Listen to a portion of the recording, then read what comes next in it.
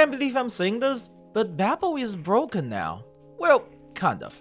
We have just got a new upgrade system in CN about 2 weeks ago, and with it, many things we know about the game has changed. Now, the system itself is pretty simple. Once your character hit Inside 3 level 30, you now have the option to give them an additional upgrade called Euphoria. Actual translation is still pending. This upgrade requires a few new resources which you can get from the new mode, Reverie in the Rain. Again, translation pending. Once you unlock the maximum of a character, you can attach different modules onto those characters which modify their skill and passives.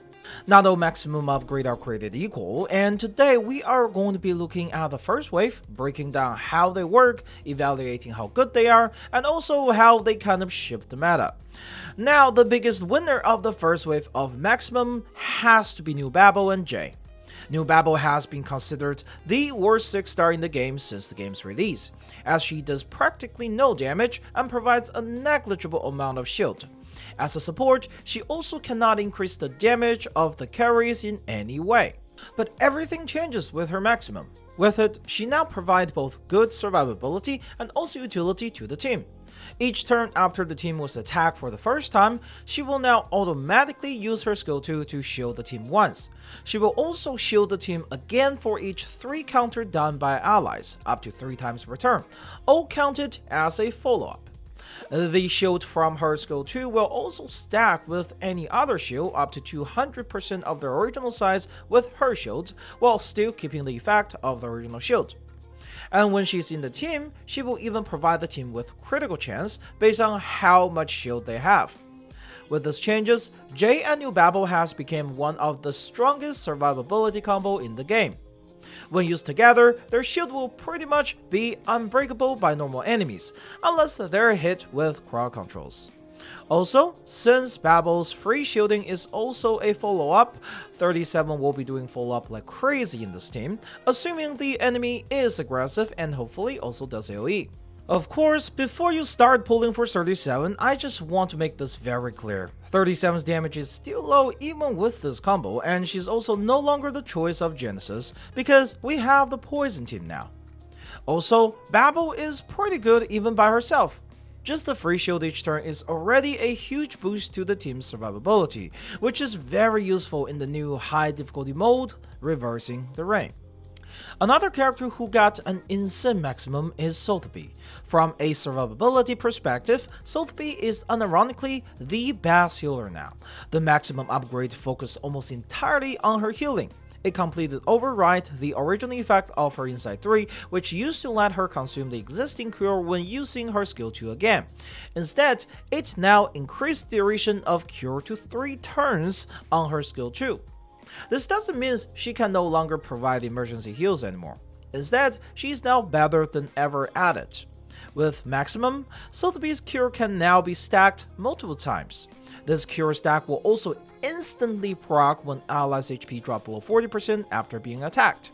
Of course, this will consume 1 turn of all those cure stacks, but still, this allows the team to come back multiple times from the brink of death as long as there are still cure left. Her skill 1 also provides a cure that lasts 2 turns to the team once per turn, making her healing even more consistent.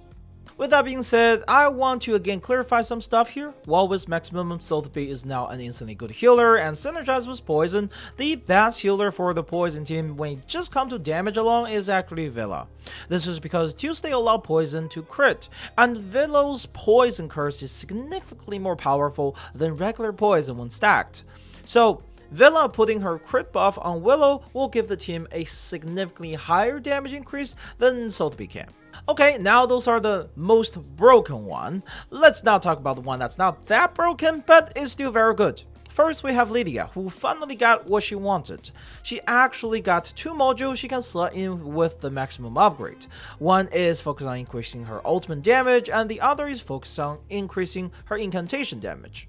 Here's the thing, both of those modules now allow her to cover excessive crit rate to crit damage, so she can now finally pair with characters like Para, Tooth Fairy, and Villa to deal tons of damage. Both modules also make her skill 2 to trigger the same follow-up attack as skill 1, which is actually a pretty good increase to her overall DPS.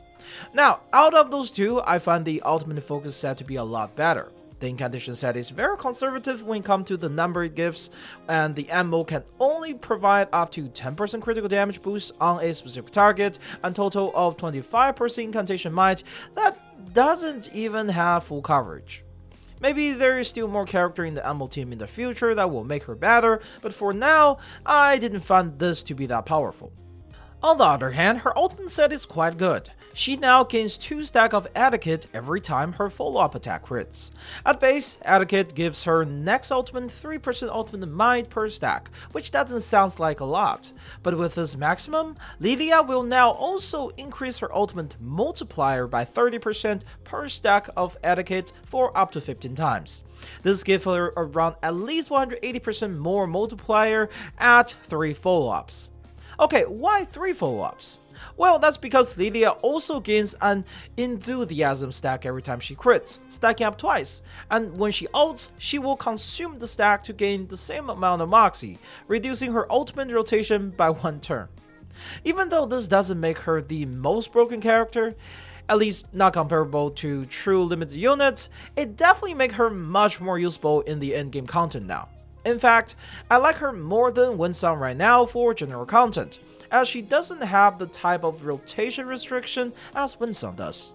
Now, unlike Lilya, whose maximum's whole focus is on increasing her own damage, Eternity with her maximum basically becomes the signature support of Simawes. Simawes' ultimate have an incredibly high potential. However, until now, it was not possible to reach that potential normally. When you use her ultimate, she goes into Pharaoh for 3 turns. She can deal an AoE follow-up damage each turn that goes up to 680% multiplier. But to get the full potential, the team needs to lose HP 20 times within their own turn. Now, Eternity's maximum make it so that when she doesn't attack, the entire team will lose 7% of their max HP.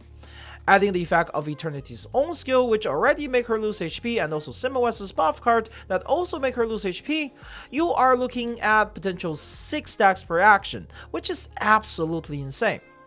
Based on the amount of missing health, she also provides the team with up to 25% damage reduction, 20% critical rate, and 30% critical damage, even giving excessive crit rate to crit damage effect when their HP is below 50%. Now, there seems to be some bugs regarding her synergy with Simawes right now when also using Kakanya.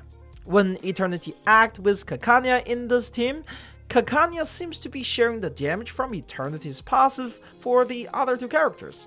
Not sure if this is gonna stay, but I'm almost certain this also counts as a stack.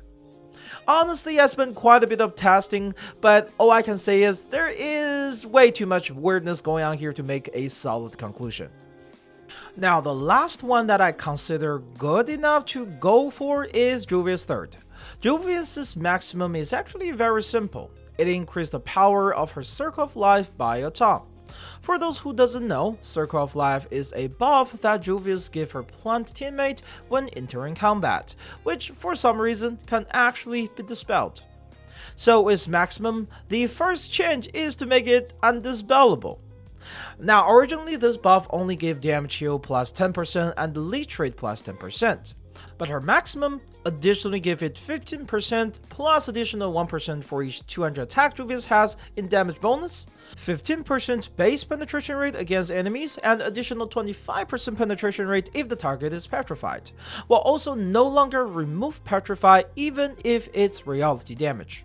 Now, I wouldn't say this is better than some of the top support we have right now and is also limited to plant teams only, but this is still pretty decent, especially considering the bonus survivability from the original effect as well. And now let's talk about the last 2, the 2 I consider not worth at the moment. First, we have Bkornblumn. While she's one of the best 5-star on release, she's got nothing on today's damage dealers. Unfortunately, her maximum is all about her own damage and moxie rotation. Part of her maximum also requires enemy to not attack her in a turn to take effect, which is heavily RNG dependent. And Shamane is suffering from almost the exact same thing. On the surface, the maximum actually looked quite good. providing tons of ultimate might from Etiquette and also Moxie for the entire team, especially synergizing with the new Lilya, who also gains bonus multiplier out of Etiquette. The problem is, his Moxie distribution is at random, so there is no guarantee it will goes onto your Lilya. And according to some people in CN, his Moxie could also be given to ally whose Moxie is already at max, making the RNG situation even worse. So unless you have a P5 Shamane who does a tons of damage and will enjoy this, better luck next module. And that's pretty much everything with the new system. What do you guys think? Leave a comment down below and let me know whose maximum you're most excited to get and what other character you hope to see in the next wave of upgrades. As always, this has been SteamBunX, Justice for Jessica, and I'll see you in the next video.